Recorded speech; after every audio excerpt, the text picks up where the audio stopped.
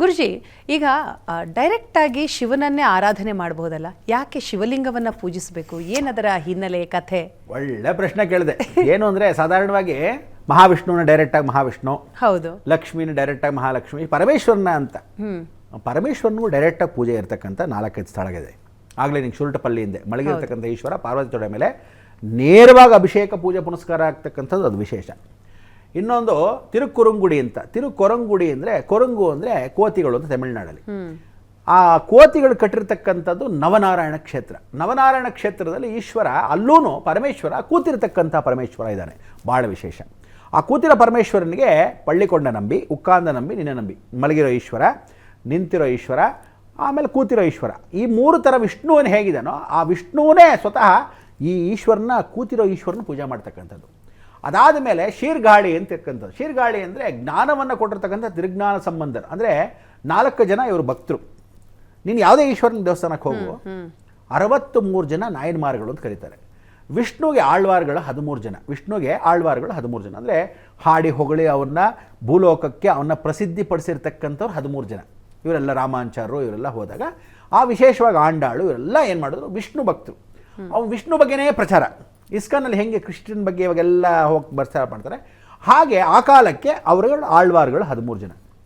ಶಿವನಿಗೆ ಎಲ್ಲ ಜಾತಿಯಲ್ಲೂ, ಚಮ್ಮಾರ ಆಗ್ಬೋದು, ಕಾಬ್ಲರ್ ಆಗ್ಬೋದು, ಮಡಿಕೆ ಮಾಡೋನು, ಕುಂಬಾರ ಆಗ್ಬೋದು, ಎಲ್ಲರೂ ಶಿವನಿಗೆ ಎಲ್ಲ ಜಾತಿಯಲ್ಲೂ ಭಕ್ತರು. ಅದಕ್ಕೆ ಸಾಕ್ಷೀಭೂತ ಪರಮೇಶ್ವರ ಒಬ್ಬನೇ.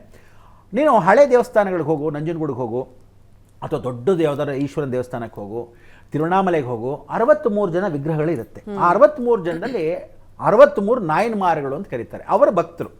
ಸೊ ಅದರಲ್ಲಿ ನಂದನಲ್ಲಾರು ಅಂತ ವಿಶೇಷ ಕ್ಷೇತ್ರದಲ್ಲಿ ನಂದನಾರ್ ಅಂತ ಕರೀತಾರೆ. ಅವನು ಒಬ್ಬನು ಅವನು ಚಪ್ಪಲಿ ಹೊಲಿಯೋನು.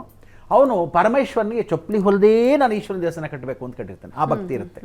ಹಾಗೆ ಫಸ್ಟ್ 4 ಜನ ಇದ್ದಾರೆ. ಯಾರವರು ಅಂದರೆ ತಿರುಜ್ಞಾನ ಸಂಬಂಧರ್, ತಿರುನಾವಕರಸರ್, ತಿರು ಸುಂದರಮೂರ್ತಿ, ತಿರು ಮಾಣಿಕ್ಯವಾಸಗರ್. ಈ 4 ಜನ ಬಹಳ ವಿಶೇಷ. ತಿರು ಜ್ಞಾನ ಸಂಬಂಧರು ಜ್ಞಾನವನ್ನು ಕೊಟ್ಟಿರ್ತಕ್ಕಂಥದ್ದು. ಇಡೀ ಜಗದಲ್ಲಿ ಪಾರ್ವತಿನೇ ಜ್ಞಾನ ಹಾಲನ್ನು ಕುಡಿಸ್ತಾಳಂತೆ. ಅವನು ಹೇಳ್ತಾನೆ, ನನಗಮ್ಮ ನೀನೇ ಹಾಲು ಕುಡಿಸ್ಬೇಕು ಕಣಮ್ಮ ಅಂದಾಗ ಬಂಗಾರದ ಒಳೆಲ್ಲೇ ತಂದು ಹಾಲು ಕುಡಿಸ್ತಾರೆ. ಅದಕ್ಕೆ ಜ್ಞಾನ ಅಭಿವೃದ್ಧಿ ಆಗ್ತಕ್ಕಂಥದ್ದು. ಅದಕ್ಕೆ ಜ್ಞಾನಾನಂದಮಯಂ ನಿರ್ಮಲ ಸ್ಫಟಿಕಾಕೃತಿಂ, ಆ ನಿರ್ಮಲವಾಗಿರೋ ಸ್ಫಟಿಕಾಕೃತಿಂ ಆಧಾರಂ ಸರ್ವವಿದ್ಯಾನಾಂ ಹೈಗ್ರೀವ ಉಪಾಸನೆ ಮಾಡಿದ್ಯಾರನ್ನ ಆ ಪರಮೇಶ್ವರ ಚಂದ್ರಮೌಳೀಶ್ವರ ಸ್ಫಟಿಕಲಿಂಗವನ್ನು ಪೂಜೆ ಮಾಡಿದ್ದು ಫಸ್ಟು ಹೈಗ್ರೀವರು. ಅದಕ್ಕೆ ಹೈಗ್ರೀವಂ ಉಪಾಸಮೆ. ಅವನು ಪೂಜೆ ಮಾಡಿರ್ತಕ್ಕಂಥ ಚಂದ್ರಮೌಳೀಶ್ವರನ ಪೂಜೆ ಇವತ್ತಿಗೂ ನಡ್ಕೊಂಬರ್ತಕ್ಕಂಥದ್ದು. ಯಾರು ಸ್ಫಟಿಕದ ಥರ ಇರಬೇಕು ಅಂತ. ಅದಕ್ಕೆ ನೀವು ಸ್ಫಟಿಕದ ಹಾರ ಈಶ್ವರನಿಗೆ ಹಾಕಿ ನೀವು ಹಾಕ್ಕೊಂಡ್ರೆ ವಿಶೇಷತೆ. ಇದನ್ನೆಲ್ಲ ನಾವೆಲ್ಲ ಯಾಕೆ ಹಾಕ್ಕೊತೀವಿ ಅಂದರೆ, ಶಿವಾರಾಧನೆ ಹೆಂಗೆ ಮಾಡ್ತೀವೋ, ವಿಷ್ಣು ಆರಾಧನೆ ಹೆಂಗೆ ಮಾಡ್ತೀವಿ ಅನ್ನೋದು ಭಾಳ ಪುರಾತನವಾಗಿರ್ತಕ್ಕಂಥದ್ದು. ಸೊ ನೀವು ಆ ಪ್ರಾರ್ಥನೆ ಮಾಡಬೇಕಾದ್ರೆ ಈಶ್ವರನಿಗೆ ಹೀಗಿರಬೇಕು ಹೀಗಿರಬೇಕು ಹೀಗಿರಬೇಕು ಅಂತ ಕೇಳ್ತಕ್ಕಂಥದ್ದು ಅಲ್ವಾ. ಈಶ್ವರನ ಲಿಂಗ ಪೂಜಾರಾಧನೆಯನ್ನು ಮಾಡಿರ್ತಕ್ಕಂಥವ್ರು ಯಾರು ಅಂದರೆ ಈ ನಾಯನ್ಮಾರ್ಗಳೇ.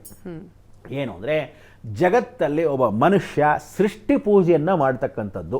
ಇವತ್ತಿಗೂ ನೀವೇನಾದರೂ ನೋಡಬೇಕು ಅಂದರೆ ಆಂಧ್ರ ಭಾಗದಲ್ಲಿ ಮೊಟ್ಟ ಮೊದಲ ಭೂಲೋಕದ ಪ್ರಥಮ ಲಿಂಗ ದರ್ಶನವನ್ನು ಯಾವುದಾದ್ರು ಮಾಡಬೇಕು ಅಂದರೆ ಆಂಧ್ರಾಗಲ್ಲಿ ಹೋಗ್ತಕ್ಕಂಥದ್ದು. ತಿರುಪತಿಯಿಂದ 43 ಕಿಲೋಮೀಟರ್ ದೂರದಲ್ಲಿ ಹೋದಾಗ ಇಲ್ಲಿರ್ತಕ್ಕಂಥ ವಿಶೇಷವಾಗಿರೋ ಕ್ಷೇತ್ರ.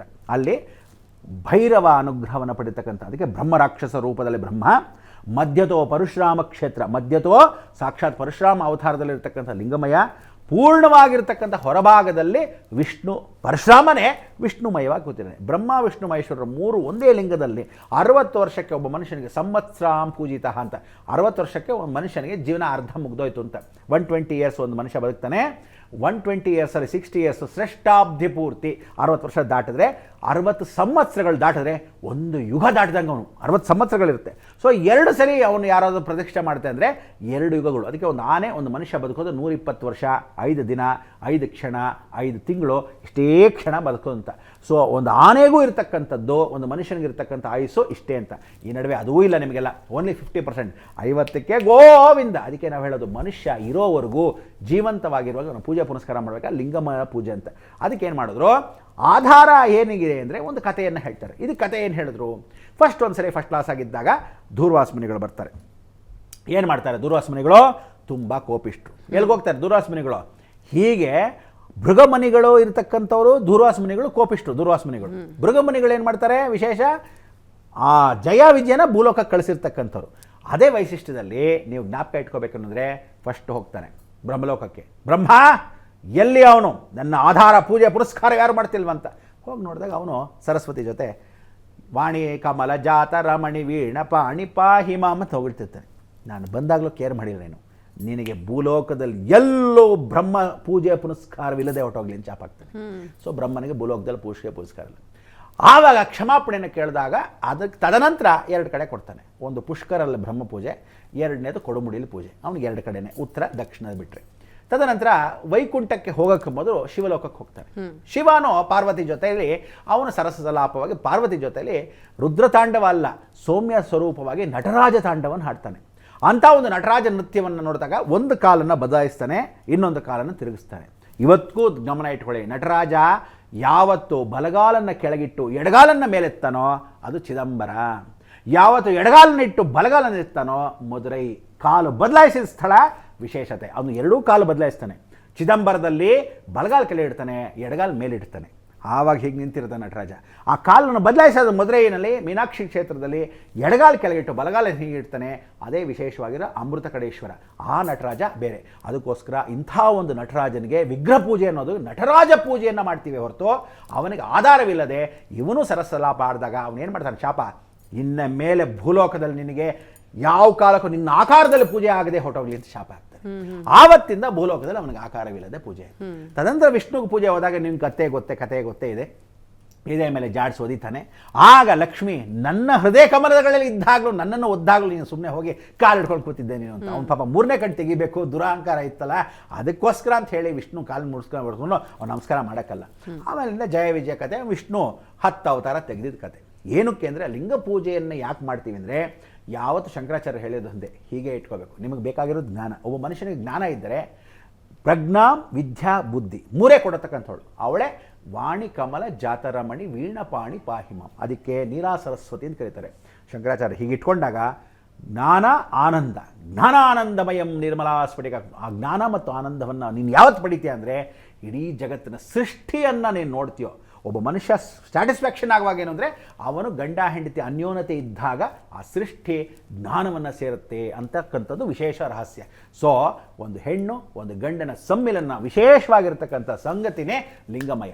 ಈ ಲಿಂಗವನ್ನು ಪೂಜೆ ಮಾಡ್ತಕ್ಕಂಥ ಜಗದಪ್ಪಿತಂ ಒಂದೇ ಪಾರ್ವತಿ. ಅದಕ್ಕೆ ಸತ್ಯಂ ಶಿವಂ ಸುಂದರ. ಈ ಸತ್ಯವನ್ನು ಯಾರು ಅರ್ಥಕೊಂತಾನೋ ಅವನಷ್ಟು ಜ್ಞಾನ ಇನ್ನೊಬ್ಬನಿಗಿಲ್ಲ ಅಂತ.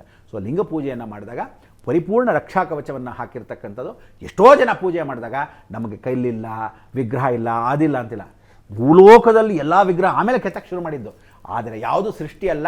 ಆಮೇಲೆ ಕೆಲವರೆಲ್ಲ ಹೇಳ್ತಾರೆ ಉದ್ಭವ ಮೂರ್ತಿಯಿಂದ. ಇದುವರೆ ತನಕ ಭೂಲೋಕದಲ್ಲಿ ಯಾವ ಉದ್ಭವ ಮೂರ್ತಿನೂ ಆಗಿಲ್ಲ, ಎಲ್ಲವೂ ಮನುಷ್ಯರಿಂದ ಕೆತ್ತಿರಪಟ್ಟಿರ್ತಕ್ಕಂಥದ್ದೇ. ಯಾವುದು ತನಗೆ ತಾನಾಗೆ ಬರಲ್ಲ. ಆದರೆ ಈಶ್ವರ ಮಾತ್ರ, ನೀನು ಒಂದು ಗುಂಡದ ಕಲ್ ತಗೊಂಡ್ರೆ ಸಾಲಿಗ್ರಾಮ. ಯಾವತ್ತು ಸಾಲಿಗ್ರಾಮಗಳ ವಿಷ್ಣುನೇ, ವಿಷ್ಣುನ ಒಂದು ಪೀಠದ ಮೇಲೆ ಇಟ್ಟರೆ ಶಿವನೇ. ಎರಡೂ ನೋಡಿದಾಗ ಸುಂದರವಾಗಿರೋದು ಸತ್ಯಂ ಶಿವಂ ಸುಂದರಂ. ಈ ಜ್ಞಾನವನ್ನು ಯಾರು ಅರ್ಥ ಮಾಡ್ಕೊಂಡ್ರೆ ಅದಕ್ಕೆ ಜ್ಞಾನ. ಜ್ಞಾನ ಚಿನ್ಮುದ್ರಾ ಅಂತ ಶಂಕರಾಚಾರ್ಯ ಹೀಗೆ ಇಟ್ಕೊಂಡಾಗ ಎಲ್ಲರೂ ಬನ್ನಿ ಬನ್ನಿ ಅಂತಾರೆ. ರಾಮಾನುಜಾಚಾರ್ಯರು ಹೋಗಿ ಬನ್ನಿ ಅಂತಾರೆ. ಮಧ್ವಾಚಾರ್ಯರು ಹೀಗೆ ಇಟ್ಕೊಂಡಾಗ ಇವರಿಬ್ಬರೇ ಮಹಾಜ್ಞಾನಿಗಳು ಅಂತ ಕರೀತಾರೆ. ಸೊ ಇದನ್ನೆಲ್ಲ ನೋಡಿದಾಗ ತ್ರಿಮೂರ್ತಿಗಳಲ್ಲಿ 3 ಆಚಾರ್ಯರ ಪೂಜೆ ಮಾಡಿರ್ತಕ್ಕಂಥದ್ದು, ವಿಶೇಷವಾಗಿ ಗಾಯತ್ರಿಯನ್ನು ಕೂತಿರ್ತಕ್ಕಂಥ ಅನುಗ್ರಹ. ಸೊ ಇದೆಲ್ಲ ಒಬ್ರಿಗೊಬ್ರು ಹೇಳ್ಕೊಟ್ಟು ಒಂದೊಂದು ತಲೆಮಾರು, ನಿಮ್ಮ ತಾತ ಮುತ್ತಾತ ನಿಂಗೆ ಹೇಳ್ಕೊಟ್ರು, ಅವ್ರು ನೆಕ್ಸ್ಟ್ ಹೇಳ್ಕೊಟ್ರು, ನಿನ್ನ ಮಗನಿಗೆ ನೆಕ್ಸ್ಟ್ ನೀನು ಹೇಳ್ಕೊಡ್ತೀಯ. ಹೀಗೆ ಇವತ್ತೆಲ್ಲ ಯಾತ್ರೆ ಮಾಡ್ತಾ ಇದ್ದಾರೆ. ನಾವೆಲ್ಲ ಹಿಂಗೆ ಕೂತ್ಕೊಂಡು ನಿಮ್ಗೆ ಶಿವರಾತ್ರಿ ಬೇರೆ ಹೇಳ್ತೀವಿ. ಯಾರಾದರೂ ಟಿ ವಿ ಚಾನಲ್ಗೆ ಬಂದ್ಬಿಟ್ಟು ಒಂದಷ್ಟು ಕೋಸಂಬರಿ ಗುರುಗಳೇ ತಗೊಳ್ಳಿ, ಒಂದಷ್ಟು ಕುಟ್ಟವಲೆ ಕೊಡಿ ಅಂದರೆ ಇನ್ನಷ್ಟು ಕೂತ್ಕೊಂಡು ನಿಮಗೂ ಹೇಳ್ತಾ ಇರ್ತೀವಿ. ಏನಂತೀಯಮ್ಮ? ಸರಿ ಗುರುಜಿ.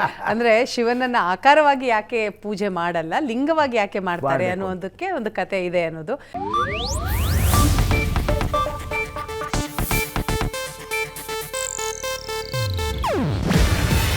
ಇದು ಏಷ್ಯಾನೆಟ್ ನ್ಯೂಸ್ ನೆಟ್ವರ್ಕ್ ಪ್ರಸ್ತುತಿ. ನೀವು ನೋಡ್ತಿದ್ದೀರಾ ಏಷ್ಯಾನೆಟ್ ಸುವರ್ಣ ನ್ಯೂಸ್.